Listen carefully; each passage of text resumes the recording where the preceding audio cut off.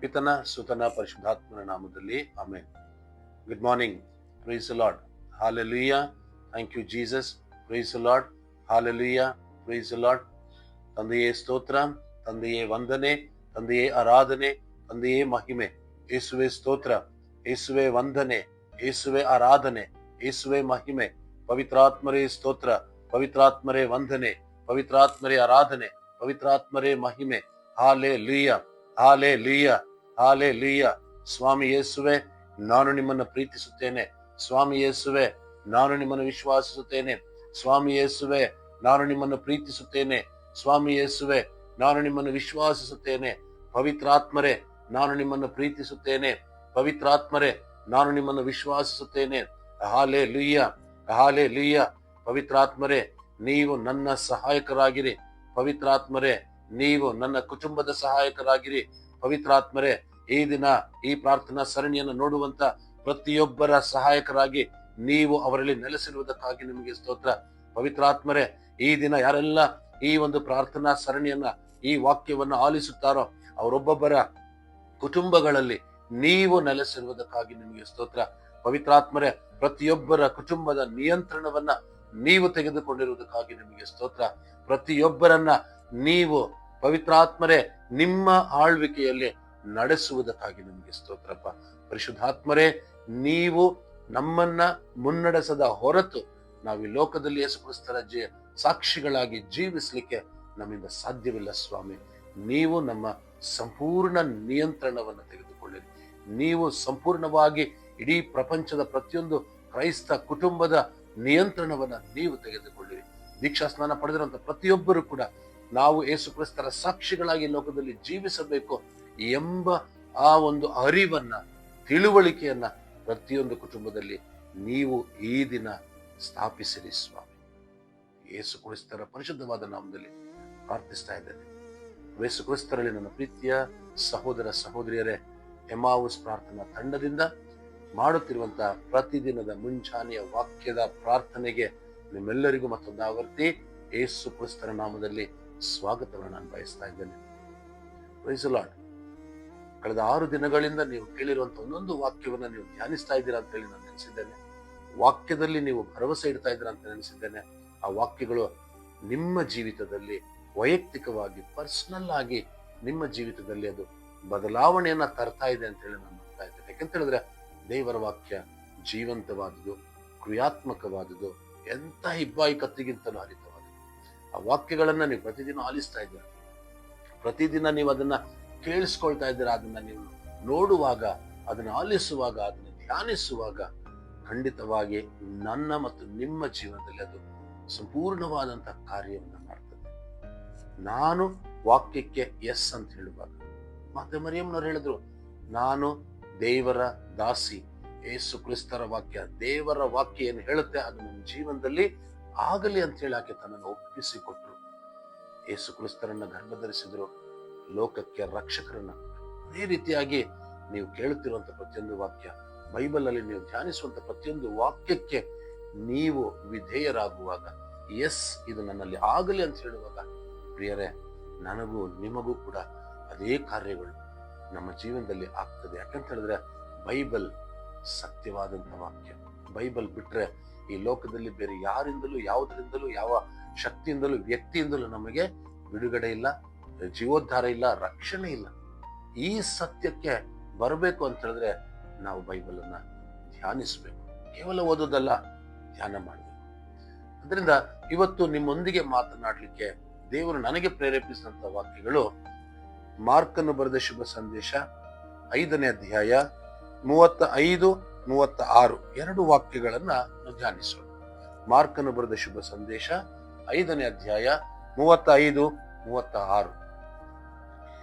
ಯೇಸು ಸ್ವಾಮಿ ಇನ್ನೂ ಮಾತನಾಡುತ್ತಾ ಇರುವಾಗಲೇ ಯಾಯಿರನ ಮನೆಯಿಂದ ಕೆಲವರು ಬಂದು ಅವನಿಗೆ, ನಿಮ್ಮ ಮಗಳು ತೀರಿ ಹೋದಳು, ಇನ್ನೇಕೆ ಗುರುವಿಗೆ ತೊಂದರೆ ಕೊಡುತ್ತೀರಿ ಎಂದರು. ಅವರು ಹೇಳಿದ ಮಾತುಗಳನ್ನು ಯೇಸು ಸ್ವಾಮಿ ಕೇಳಿಯೂ ಅವನ್ನು ಲಕ್ಷ್ಯಕ್ಕೆ ತೆಗೆದುಕೊಳ್ಳದೆ ಯಾಯಿರನಿಗೆ, ಭಯಪಡಬೇಡ, ನಿನ್ನಲ್ಲಿ ವಿಶ್ವಾಸ ಹೊಂದಿದ್ದರೆ ಸಾಕು. ಎಂದು ಹೇಳಿದರು. ದೇವರ ವಾಕ್ಯವಿದು. ದೇವರಿಗೆ ಕೃತಜ್ಞತೆ ಸಲ್ಲಲಿ. ಪ್ರಭು ಯೇಸು ಕ್ರಿಸ್ತರಲ್ಲಿ ನನ್ನ ಪ್ರೀತಿಯ ಸಹೋದರ ಸಹೋದರರೇ, ಈ ವಾಕ್ಯಗಳನ್ನ ಆಲಿಸಿದ ಕೂಡಲೇ ನೀವೆಲ್ಲರೂ ಕೂಡ ಮಾರ್ಕನ ಶುಭ ಸಂದೇಶ 5ನೇ ಅಧ್ಯಾಯದ ವಾಕ್ಯಗಳನ್ನ ಓದಿರ್ತೀರ. ಆ ವಾಕ್ಯಗಳನ್ನ ಓದಬೇಕಾದ್ರೆ ನಾವು ನೋಡ್ತೇವೆ, ಅಲ್ಲಿ ಆ ಪ್ರಾರ್ಥನಾ ಮಂದಿರದ ಮುಖ್ಯಸ್ಥ ಅಧಿಕಾರಿಯಾಗಿದ್ದಂತಹ ಯಾಯಿರ ಅನ್ನುವಂಥವನು ಯೇಸು ಕ್ರಿಸ್ತರನ್ನ ಹುಡುಕಿಕೊಂಡು ಬರ್ತಾನೆ. ತನ್ನ ಮಗಳ ಅವಸ್ಥೆಯನ್ನ ಅಲ್ಲಿ ತಿಳಿಸ್ತಾನೆ. ತನ್ನ ಮಗಳು ಸಾವು ಬದುಕಿನ ಮಧ್ಯೆ ಹೋರಾಟ ಮಾಡ್ತಿದ್ದಾಳೆ ಅಂತ ಹೇಳಿ ಹೇಳ್ತಾಳೆ. ಹೇಳಿದ್ದನ್ನ ಕೇಳಿಸಿಕೊಂಡಂತ ಯೇಸು ಸ್ವಾಮಿ ಯಾಯಿರನ ಜೊತೆ ಹೋಗ್ತಾರೆ. ಹೋಗ್ಬೇಕಾದ್ರೆ ಆದಂತ ರಕ್ತಸ್ರಾವ ಮಹಿಳೆಯ ಅದ್ಭುತವನ್ನ ನೀವೆಲ್ಲರೂ ಓದಿರ್ತೀರ. ಆಕೆ ಹೇಗೆ ತನ್ನ ಸೌಖ್ಯವನ್ನು ಪಡ್ಕೊಂಡು, ಏಕೆ ಜನಸ್ತೋಮದ ಮಧ್ಯೆ ಯೇಸು ಕ್ರಿಸ್ತರ ಆಕೆಗೆ ಆ ಅದ್ಭುತದ ಶಕ್ತಿಯನ್ನ ಆಕೆಯಲ್ಲಿ ಪ್ರಕಟಪಡಿಸ್ತಾರೆ ಅನ್ನೋದನ್ನ ನಾವು ನೋಡಿದ್ದೇವೆ. ಅದೇ ರೀತಿಯಾಗಿ ಯಾಯಿರನ ಮನೆಗೆ ಚಲಿಸುವಾಗ ಯಾಯಿರನ ಮಗಳು ಸತ್ತು ಹೋದಳು ಎಂಬಂತಹ ವಾರ್ತೆಯನ್ನ ಯಾಯಿರನ ಮನೆಯಿಂದ ಕೆಲ ಜನ ಸೇವಕರು ಇರ್ಬೋದು, ಯಾರೋ ತಗೊಂಡ್ಬಂದು ಅಲ್ಲಿ ಯಾಯಿರನಿಗೆ ಹೇಳ್ತಾರೆ, ನಮ್ಮ ಮಗಳು ತೀರಿ ಹೋದ್ಲಲ್ವಾ, ಇನ್ಯಾಕೆ ಗುರುವಿಗೆ ಯೇಸುವಿಗೆ ನೀವು ತೊಂದರೆ ಕೊಡ್ತೀರಾ, ಬಿಡಿ, ನಾವು ಹೋಗಿ ಮುಂದಿನ ಕಾರ್ಯಗಳನ್ನ ನೋಡೋಣ. ಬೇರೆ ಇಲ್ಲಿ ನಾವು ಗಮನಿಸಬೇಕಾದಂತ ಅಂಶ ಯಾಯಿರನ ಗುಣಲಕ್ಷಣಗಳು. ಯೇಸು ಸ್ವಾಮಿ ಯಾಯಿರ ಅಲ್ಲಿ ಇರ್ಬೇಕಾದ್ರೆ, ಇಬ್ಬರೂ ಇರ್ಬೇಕಾದ್ರೆ ಈ ಜನ ಬಂದು ಹೇಳ್ತಾರೆ ನಿನ್ನ ಮಗಳು ಸತ್ತೋದ್ಲು ಅಂತ ಹೇಳಿ. ಆದ್ರೆ ಯೇಸು ಸ್ವಾಮಿಯ ರಿಯಾಕ್ಷನ್, ಅದಕ್ಕೆ ಪ್ರತಿಯಾಗಿ ಯಾಯಿರನ ರಿಯಾಕ್ಷನ್ ನೋಡುವಾಗ ಅಲ್ಲಿ ನಾವು ನೋಡ್ತೇವೆ, ಯಾಯಿರನನ್ನ ಆ ಜನ ಬಂದು ಹೇಳುವಾಗ ಯೇಸು ಸ್ವಾಮಿ ಹೇಳ್ತಾರೆ, ನೀನ್ ಭಯ ಪಡಬೇಡ, ನಿನ್ನಲ್ಲಿ ವಿಶ್ವಾಸ ಇದ್ರೆ ಸಾಕು. ಬೇರೆ ನಾವಿಲ್ಲಿ ಯೋಚನೆ ಮಾಡಿ ನೋಡ್ಬೇಕಾಗಿರುವಂತದ್ದು, ನಾವಿಲ್ಲಿ ಧ್ಯಾನಿಸ್ಬೇಕಾಗಿರೋ ಅಂಶ ಏನಂತ ಹೇಳಿದ್ರೆ, ಯಾಯಿರನ ಮಗಳು ಸತ್ತು ಹೋದಳು ಅನ್ನುವಂತ ವರ್ತಮಾನವನ್ನ, ಆ ಒಂದು ಸಂದೇಶವನ್ನ ಆ ಜನರು ತಂದಾಗ ಯಾಯಿರನಿಗೆ ಆಪ್ಷನ್ ಇತ್ತು, ಒಂದು ಆಯ್ಕೆ ಇತ್ತು. ಏನಂತ ಹೇಳಿ, ನಾನೀಗ ಯೇಸು ಕ್ರಿಸ್ತರನ್ನ ನನ್ನ ಜೊತೆ ಕರ್ಕೊಂಡು ಹೋಗೋದ್ರಿಂದ ಯಾವುದೇ ಪ್ರಯೋಜನ ಆಗೋದಿಲ್ಲ, ನಾನು ಹೋಗಿ ನನ್ನ ಮಗಳ ಅಂತ್ಯಕ್ರಿಯೆಗೆ ಬೇಕಾಗಿರುವಂತ ಸಿದ್ಧತೆಗಳನ್ನ ಮಾಡ್ಕೊಳ್ತೀನಿ ಅಂತ ಮೊದಲ ಆಯ್ಕೆ. ಎರಡನೇ ಆಯ್ಕೆ, ಯೇಸು ಕ್ರಿಸ್ತರನ್ನ ನನ್ನ ಜೊತೆ ಕರ್ಕೊಂಡು ಹೋಗೋಣ, ಅವ್ರು ಏನಾದ್ರು ಮಾಡ್ತಾರೇನೋ ಅನ್ನುವಂತ ಮತ್ತೊಂದು ನಂಬಿಕೆಯ ಆಯ್ಕೆ, ವಿಶ್ವಾಸದ ಆಯ್ಕೆ. ಸೊ ಯಾಯಿರ ಎರಡನೇದು ಆ ವಿಶ್ವಾಸವೆಂಬಂತ ಆಯ್ಕೆಯನ್ನ ಮಾಡಿಕೊಳ್ತಾನೆ. ಯೇಸುಸ್ವಾಮಿ ಹೇಳಿದ್ರು, ನೀನು ಭಯ ಪಡಬೇಡ, ನಿನ್ನಲ್ಲಿ ವಿಶ್ವಾಸ ಹೊಂದಿದ್ರೆ ಸಾಕು. ಆ ಮಾತನ್ನ ಯಾಯಿರ ತನಗೆ ಅಂತೇಳಿ ತೆಗೆದುಕೊಳ್ತಾನೆ. ತೆಗೆದುಕೊಂಡು ನಮ್ಗೆಲ್ಲ ಚೆನ್ನಾಗಿ ಗೊತ್ತು, ಯಾಯಿರ ಆ ಯೇಸು ಕ್ರಿಸ್ತರನ್ನ ತನ್ನ ಮನೆಗೆ ಕರ್ಕೊಂಡು ಹೋಗ್ತಾನೆ. ಅಲ್ಲಿ ತನ್ನ ಮಗಳು ಸತ್ತು ಹೋಗಿದ್ದಂತ ತನ್ನ ಮಗಳನ್ನ ಮತ್ತೆ ಜೀವಕ್ಕೆ ಎಬ್ಬಿಸುವುದನ್ನ ನಾವು ಶುಭ ಸಂದೇಶದಲ್ಲಿ ಕಾಣ್ತೇವೆ. ಬೇರೆ ಇವತ್ತು ನಮ್ಮ ಜೀವಿತಗಳಲ್ಲಿ ನಮಗೆ ಬಂದೊದಗುವಂತಹ ಸಮಸ್ಯೆಗಳ ಮಧ್ಯೆ, ರೋಗಗಳ ಮಧ್ಯೆ, ವೇದನೆಗಳ ಮಧ್ಯೆ ನಾವು ಯಾವ ಆಯ್ಕೆಯನ್ನ ಮಾಡಿಕೊಳ್ತಾ ಇದ್ದೇವೆ? ನಾವು ಆ ಸಂದೇಶಕರು ತಂದಂತ ಸಂದೇಶವನ್ನ ಕೇಳಿ ಅದಕ್ಕೆ ಪ್ರತಿಕ್ರಿಯಿಸ್ತಾ ಇದೀವ, ಅಥವಾ ಯಾಯಿರನ ಹಾಗೆ ಯೇಸು ಕ್ರಿಸ್ತರ ಮಾತಿಗೆ ನಾವು ಹೋಗುಡ್ತಾ ಇದ್ದೀವ? ಯೇಸು ಕ್ರಿಸ್ತರ ಮಾತಿಗೆ ನಾನು ಎಸ್ ಅಂತ ಹೇಳ್ತಾ ಇದ್ದೀನ? ಪ್ರಿಯರೇ, ಒಂದು ವೇಳೆ ಯಾಯಿರ ಅವತ್ತು ಜನರು ಹೇಳಿದ ಮಾತುಗಳಿಗೆ ಲಕ್ಷ್ಯವನ್ನ ಕೊಟ್ಟಿದ್ರೆ, ಅದಕ್ಕೆ ಯೇಸು ಸ್ವಾಮಿ ಅಲ್ಲಿ ನಾವು ನೋಡ್ತೇವೆ, ಯೇಸು ಸ್ವಾಮಿ ಆ ಜನರು ಹೇಳಿದ ಮಾತುಗಳನ್ನ ಲಕ್ಷ್ಯಕ್ಕೆ ತೆಗೆದುಕೊಳ್ಳಲಿಲ್ಲ, ಅದರ ಕಡೆ ಗಮನ ಹರಿಸಲಿಲ್ಲ. ಬದಲಿಗೆ ತನಗೆ ಏನು ಆಗತ್ತೆ ಅನ್ನುವಂಥದ್ದನ್ನ ಯೇಸು ಸ್ವಾಮಿ ಅದರ ಮೇಲೆ ಫೋಕಸ್ ಮಾಡಿ, ತನ್ನ ತಂದೆ ತನ್ನನ್ನ ಯಾಕೆ ಕಳುಹಿಸಿದ್ದಾರೆ ಈ ಲೋಕಕ್ಕೆ ಅನ್ನುವುದನ್ನ ಅವರು ಅದರ ಮೇಲೆ ತನ್ನ ಫೋಕಸ್, ತನ್ನ ಗಮನವನ್ನ, ತನ್ನ ಲಕ್ಷ್ಯವನ್ನ ಇಟ್ಟಿದ್ರು. ಅದರಿಂದಲೇ ಯಾರು ಏನ್ ಹೇಳ್ತಾರೆ ನಿನಗೆ ಚಿಂತೆ ಬೇಡ ಯಾಯಿರ, ನೀನು ವಿಶ್ವಾಸ ಇಟ್ಟು ನೀನು ವಿಶ್ವಾಸದಿಂದಿರು, ಭಯ ಪಡಬೇಡ, ನೀನು ಭಯ ಪಡದೆ ನೀನು ಇರುವಾಗ ನಿನಗೆ ಬೇಕಾಗಿರೋ ಅದ್ಭುತವನ್ನು ನೀನು ಪಡ್ಕೊಳ್ತೀಯ ಅಂತ ಹೇಳಿ ಯೇಸು ಸ್ವಾಮಿ ಹೇಳಿದಂತ ಮಾತನ್ನ ಯಾಯಿರ ಗಂಭೀರವಾಗಿ ಪರಿಗಣಿಸಿದ. ಅದನ್ನ ಎಸ್, ಏನೇ ಆಗ್ಲಿ, ಯೇಸು ಹೇಳಿದ್ದಾರೆ ಅಂತ ಹೇಳಿದ್ರೆ ಅವ್ರು ಏನೋ ಮಾಡ್ತಾರೆ ಅಂತೇಳಿ ಆ ವಿಶ್ವಾಸದಿಂದ ಯೇಸುವನ್ನ ತನ್ನ ಮನೆಗೆ ಕರ್ಕೊಂಡು ಹೋದ. ತನಗೆ ಬೇಕಾದಂತ ಅದ್ಭುತವನ್ನ ಆತ ಪಡೆದುಕೊಂಡ, ತನ್ನ ಮಗಳನ್ನ ಜೀವದಿಂದ ಎಬ್ಬಿಸಿಕೊಂಡ. ನಾನು ಮತ್ತು ನೀವು ಕೆಲವೊಮ್ಮೆ ವೈದ್ಯರು ಕೈ ಬಿಡಬಹುದು, ವೈದ್ಯರು ಹೇಳ್ಬೋದು ಇನ್ನ ನಿಮ್ಮ ಜೀವನ ಮುಗಿತು. ಕೆಲವೊಮ್ಮೆ ಕುಟುಂಬದಲ್ಲಿ ಗಂಡ ಹೆಂಡತಿ ಅಥವಾ ತಂದೆ ತಾಯಿ ಎಲ್ಲರೂ ಕೈ ಬಿಟ್ಟು ನಿಮಗೆ ಇನ್ಯಾರು ಇಲ್ಲ ಅನ್ನುವಂಥ ಪರಿಸ್ಥಿತಿ ಬಂದಿರ್ಬೋದು. ಅವ್ರು ಹೇಳ್ಬೋದು ನಮಗೆ ನೀನು ಬೇಡ ಅಂತ ಹೇಳಿ. ಆದ್ರೆ ಬೇರೆ ಒಂದು ತಿಳ್ಕೊಳ್ಳಿ, ಯೇಸು ಸ್ವಾಮಿ ನನಗಾಗಿ ನಿಮಗಾಗಿದ್ದಾರೆ.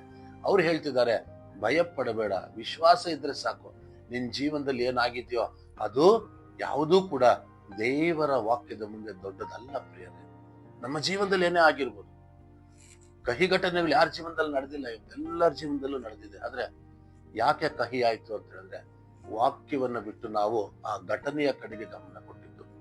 ವಾಕ್ಯವನ್ನ ಬಿಟ್ಟು ಆ ಘಟನೆ, ಆ ಒಂದು ಇನ್ಸಿಡೆಂಟ್ ನಮ್ಮ ಜೀವನದಲ್ಲಿ ಏನು ನಡೀತಾ ಇದೆ ಅದು ಕೊಡ್ತಾ ಇದ್ದಂತ ಭಯದ ಕಡೆಗೆ ನಮ್ಮ ಫೋಕಸ್ ಹೋಯ್ತು. ಇವತ್ತು ಭಯವನ್ನ ಬಿಡೋಣ, ಯಾಯಿರನ ಹಾಗೆ ಯೇಸುವನ್ನ ಆಯ್ಕೆ ಮಾಡ್ಕೊಳ್ಳೋಣ. ಇವತ್ತು ಭಯವನ್ನ ಬಿಡೋಣ, ಯಾಯಿರನ ಹಾಗೆ ಯೇಸುವಿನ ವಾಕ್ಯವನ್ನ ನಾವು ನಮ್ಮ ಜೀವನಕ್ಕೆ ಅಳವಡಿಸಿಕೊಳ್ಳೋಣ. ದೇವರ ವಾಕ್ಯ ಈ ಬಾಯಿ ಕತ್ತಿಗಿಂತ ಹರಿತವಾದದ್ದು. ಅದು ಎಂತಹ ಈ ಬಾಯಿ ಕತ್ತಿ, ಎಂಥದ್ದು ಅಂತ ಹೇಳಿದ್ರೆ ಕೀಲು ಮಜ್ಜೆಗಳ ಮಧ್ಯೆ ತೂರಿ ಹೋಗುವಂಥದ್ದು ಅಂತ ಹೇಳಿ ಅದನ್ನ ಅರ್ಥ ಮಾಡಿಕೊಳ್ಳೋಣ. ವಾಕ್ಯದಲ್ಲಿ ವಿಶ್ವಾಸ ಇಡೋಣ. ಸ್ವಾಮಿ ಹೇಳ್ತಾರೆ, ಯಾರು ನನ್ನ ಮಾತಿಗೆ ವಿಧೇಯರಾಗ್ತಾರೋ ಅವರು ನಿಜವಾಗಿ ನನ್ನ ಶಿಷ್ಯರು ಅಂತ ಹೇಳಿ ಯೋಹಾನನ ಶುಭ ಸಂದೇಶ 8ನೇ ಅಧ್ಯಾಯ 31ನೇ ವಾಕ್ಯದಲ್ಲಿ ಹೇಳ್ತಾರೆ. ತಮ್ಮಲ್ಲಿ ವಿಶ್ವಾಸ ಇಟ್ಟು ದೇವರಿಗೆ ಅವ್ರು ಹೇಳ್ತಾರೆ, ನೀವು ವಿಶ್ವಾಸ ಇಟ್ಟಿರೋ ಕಾರಣ ನೀವು ನನ್ನ ಮಾತಿಗೆ ವಿಧೇಯರಾದ್ರೆ ನೀವು ನಾನು ಕ್ರೈಸ್ತ ಅಂತ ಹೇಳಿದ್ರೆ ಯೇಸು ಕ್ರಿಸ್ತರ ಮಾತಿಗೆ ವಿಧೇಯನಾಗುವಂತ ಶಕ್ತಿಯನ್ನ, ಕೃಪೆಯನ್ನ ಆ ದೇವರೇ ನಮ್ಮಲ್ಲಿ ಬಲಗೊಳಿಸಲಿ, ನಮ್ಮನ್ನ ಗಟ್ಟಿಗೊಳಿಸಲಿ ಅಂತೇಳಿ ನಾವೆಲ್ಲರೂ ಸೇರಿ ಪ್ರಾರ್ಥಿಸೋಣ. ನಮ್ಮನ್ನು ಬಹಳವಾಗಿ ಪ್ರೀತಿಸೋಣ ಸ್ವರ್ಗೀಯ ತಂದೆಯೇ, ಈ ದಿನ ಈ ವಾಕ್ಯಗಳನ್ನ ಕೇಳುತ್ತಿರುವಂತ ಪ್ರತಿಯೊಬ್ಬರ ಕುಟುಂಬಗಳನ್ನ, ಪ್ರತಿಯೊಬ್ಬ ವ್ಯಕ್ತಿಯನ್ನ ವೈಯಕ್ತಿಕವಾಗಿ ನನಗೆ ಸಮರ್ಪಿಸ್ತಾ ಇದ್ದಾನಪ್ಪ. ಇವರು ಈ ದಿನ ಕೇಳಿಸಿಕೊಂಡ ವಾಕ್ಯವಂತೆ ಯಾಯಿರನ್ನು ಹೇಗೆ ನಿಮ್ಮ ವಾಕ್ಯದಲ್ಲಿ ವಿಶ್ವಾಸವಿಟ್ಟು ನಿಮ್ಮ ಮಾತಿನಲ್ಲಿ ಭರವಸೆ ಇಟ್ಟು ಭಯಪಡದೆ ಯೇಸುವನ್ನು ತನ್ನ ಮನೆಗೆ ಕರೆದುಕೊಂಡು ಹೋಗಿ ತನಗೆ ಬೇಕಾದ ಅದ್ಭುತವನ್ನು ಮಾಡಿಸಿಕೊಂಡು, ಅದೇ ರೀತಿ ಇಲ್ಲಿ ಇವತ್ತು ವಾಕ್ಯವನ್ನ ಕೇಳ್ತಾ ಇರುವಂತ ಈ ಒಂದು ವಾಕ್ಯಗಳಲ್ಲಿ ತಮ್ಮನ್ನೇ ತೊಡಗಿಸಿಕೊಳ್ತಾ ಇರುವಂತ ಪ್ರತಿಯೊಬ್ಬರು ಕೂಡ ನಿಮ್ಮ ವಾಕ್ಯದಿಂದ ಎಲ್ಲವೂ ಸಾಧ್ಯ ಎಂಬಂತ ಸತ್ಯದ ಅರಿವಿಗೆ ಬಂದು ವಾಕ್ಯದ ಮುಖಾಂತರ, ದೇವರ ವಾಕ್ಯದ ಮುಖಾಂತರ ಯೇಸು ಕ್ರಿಸ್ತರ ಬಾಯಿಂದ ಹೊರಟಂತ ಪ್ರತಿಯೊಂದು ಮಾತು ಕೂಡ ನನ್ನ ಜೀವನವನ್ನು ಬದಲಾಯಿಸ್ತದೆ ಎಂಬಂತ ವಿಶ್ವಾಸದಲ್ಲಿ ನಮ್ಮ ಜೀವಿತಗಳನ್ನ ಕಟ್ಟಿಕೊಳ್ಳಲಿ. ನಮ್ಮಲ್ಲಿರುವಂತಹ ಕಷ್ಟ ವೇದನೆಗಳಿಗೆ, ದುಃಖಗಳಿಗೆ, ರೋಗಗಳಿಗೆ ಈ ವಾಕ್ಯ ಬಿಡುಗಡೆ ಖಂಡಿತವಾಗಿ ನೀಡುತ್ತದೆ, ಈಗಾಗಲೇ ನೀಡಿದೆ ಅನ್ನುವಂತ ವಿಶ್ವಾಸವನ್ನ ಪ್ರತಿಯೊಬ್ಬರಿಗೂ ದಯಪಾಲಿಸಿ. ಯೇಸು ಕ್ರಿಸ್ತರ ಪರಿಶುದ್ಧವಾದ ನಾಮದಲ್ಲಿ ಎಲ್ಲ ಕುಟುಂಬಗಳನ್ನು ನಾನು ಆಶೀರ್ವದಿಸ್ತಾ ಇದ್ದೇನೆ. ವಿಶೇಷವಾಗಿ ರೋಗಗ್ರಸ್ತ ವ್ಯಕ್ತಿಗಳನ್ನ, ಕುಟುಂಬದಲ್ಲಿ ರೋಗಗ್ರಸ್ತ ವ್ಯಕ್ತಿಗಳನ್ನ ನಾನು ಆಶೀರ್ವದಿಸ್ತಾ ಇದ್ದೇನೆ. ಸ್ವಾಮಿ, ನಿಮ್ಮ ಪರಿಶುದ್ಧವಾದ ವಾಕ್ಯವನ್ನು ನೀವು ಕಳುಹಿಸಿಕೊಟ್ಟು ಅವರನ್ನು ಗುಣಪಡಿಸಿದ್ದಕ್ಕಾಗಿ ನಿಮಗೆ ಸ್ತೋತ್ರ. ನಿಮ್ಮ ವಾಕ್ಯ 107ನೇ ಕೀರ್ತನೆ 20ನೇ ವಚನವನ್ನ ನಾನೀಗ ಈ ಕ್ಷಣ ಎಲ್ಲ ರೋಗಿಗಳಿಗಾಗಿ ಕ್ಲೈಮ್ ಮಾಡ್ತಾ ಇದ್ದೇನೆ. 1 ಪೇತ್ರ 2:24 ವಚನವನ್ನ ಎಲ್ಲ ರೋಗಿಗಳಿಗಾಗಿ ನಾನು ಕ್ಲೈಮ್ ಮಾಡ್ತಾ ಇದ್ದೇನೆ. ಯೇಸು ಕ್ರಿಸ್ತರ ಗಾಯಗಳಿಂದ ಎಲ್ಲ ರೋಗಿಗಳು ಸಂಪೂರ್ಣವಾಗಿ ಗುಣ ಹೊಂದಿದ್ದಕ್ಕಾಗಿ ನಿಮಗೆ ಸ್ತೋತ್ರ. ಮಾರಕವಾದ ರೋಗಿಗಳು ಯಾರೆಲ್ಲ ವೈದ್ಯರಿಂದ ಕೈ ಬಿಡಲ್ಪಟ್ಟಿದ್ದಾರೆ, ಯಾಯಿರನ ಪರಿಸ್ಥಿತಿಯನ್ನು ತಲುಪಿದ್ದಾರೆ, ಅಂತವರೆಲ್ಲರೂ ಕೂಡ ಯೇಸು ಕ್ರಿಸ್ತರ ವಾಕ್ಯದಲ್ಲಿ ಭರವಸೆ ಇಟ್ಟು, ನಂಬಿಕೆ ಇಟ್ಟು, ವಿಶ್ವಾಸದಿಂದ ಆ ವಾಕ್ಯಗಳನ್ನ ಕ್ಲೈಮ್ ಮಾಡುವಂತೆ ಅನುಗ್ರಹಿಸಿ. ಯೇಸು ಕ್ರಿಸ್ತರ ಪರಿಶುದ್ಧವಾದ ನಾಮದಲ್ಲಿ ಪ್ರಾರ್ಥಿಸಿ ಬೇಡಿ ಹೊಂದಿಕೊಂಡಿದ್ದೇನೆ, ಜೀವವುಳ್ಳ ತಂದೆಯೇ, ಆಮೇನ್. ನಿಮ್ಮೆಲ್ಲರಿಗೂ ಯೇಸು ಕ್ರಿಸ್ತರ ನಾಮದಲ್ಲಿ ಶುಭಾಶಯಗಳನ್ನ ಕೋರ್ತೇನೆ, ಆಶೀರ್ವಾದಗಳನ್ನ ಕೋರ್ತೇನೆ. ಪ್ರಭು ಯೇಸು ಕ್ರಿಸ್ತರು ನಮ್ಮೆಲ್ಲರನ್ನ ಆಶೀರ್ವದಿಸಲಿ. ಆಮೇನ್.